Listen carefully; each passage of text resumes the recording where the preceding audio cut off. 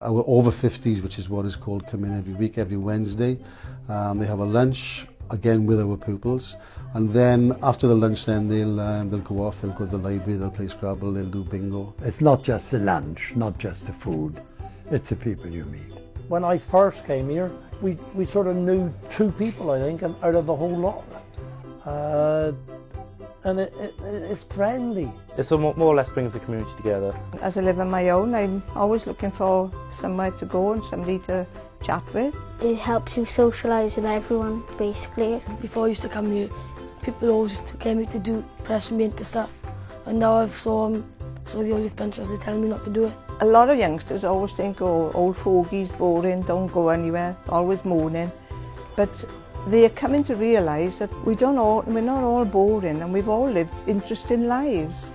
General feeling is that young people are hooligans, and you see children here, or youngsters here, and you see that it's not like that.